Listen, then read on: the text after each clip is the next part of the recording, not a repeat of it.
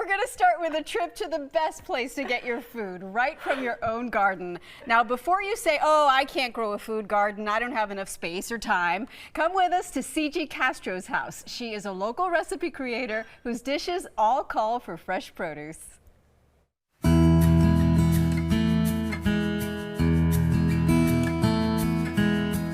We're so lucky. We get to spend the day here in Ciji Castro's garden. Ciji, this is so beautiful. What are you growing here? I grow what I can grow with the season, and I don't have a lot of space, but you can see I'm growing a ton. So for instance, I am growing beautiful and fragrant lavender, 3 types of tomatoes, large slicing tomatoes, similar to beefsteak, San Marzano, perfect for making sauce, tiny Everglades tomatoes, perfect for snacking or throwing in salads, pigeon peas, commonly known in Puerto Rico as gandules, 2 types of blueberries, smaller ones native to Florida, and the regular bigger ones you see at U-Pick Farms. Then I've got 2 racks of bananas.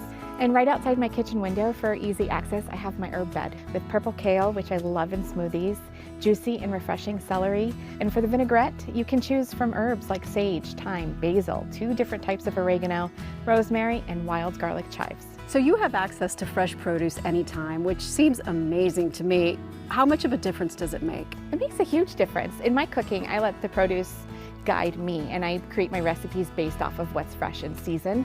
I recommend doing that because then you're always eating what's fresh in season. If you don't grow your produce, as Floridians, we are so lucky because we have access to fresh from Florida produce. And I have access right here today, so let's go figure out lunch. Let's do it. So this is a San Marzano tomato? It is, and today it's going to be extra delicious because it's still warm from the sun. Oh, I can't wait. And this here is the blue butterfly pea flower. I already picked some for tea for us, but I want you to try it. It tastes just like a garden pea. Just pop the whole thing in your mouth.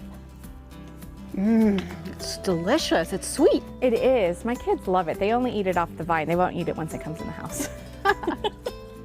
And these are pigeon peas. You commonly see them in Puerto Rican yellow rice, but we're going to eat them raw in our salad today. Oh, good. I'm going to grab a bunch. Yum. Yes.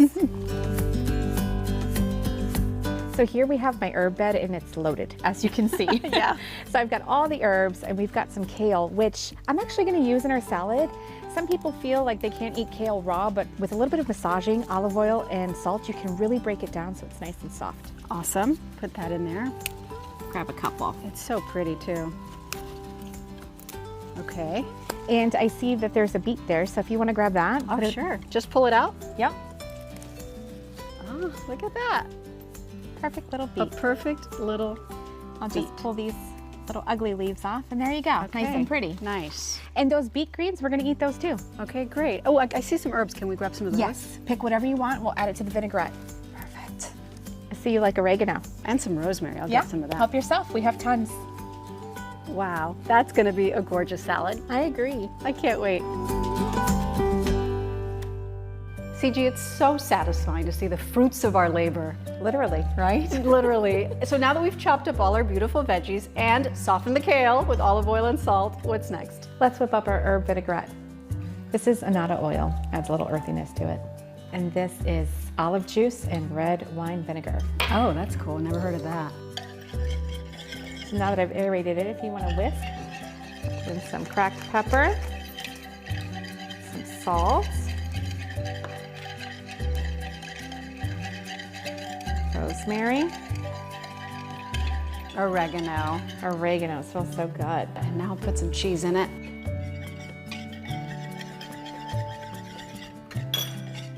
Oh, look what a pretty color. That's the annatto seeds. Beautiful. And our vinaigrette is done? Yes, so let's assemble the salad starting All right. with the softened kale. Perfect.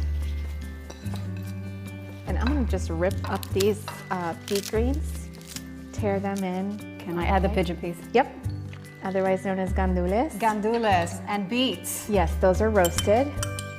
You do have to roast them to eat them. What are Those are these? Florida radishes. Add as much nice. as you like. Those came from Plant City. Sweet red peppers, those snacking ones, just for You know, I like red pepper a me lot. too. All right. And then some, Of course, our beautiful tomatoes. yes. And that's it. We just toss. There's a little more cheese. Because you can't have enough cheese, right? All right, a little cheese on top. And that is a beautiful salad. I would like to Toast to a great day on the garden. Yes. And by the way, this is the tea that we made with the blue butterfly pea flowers. Yes. Beautiful. Cheers. Cheers.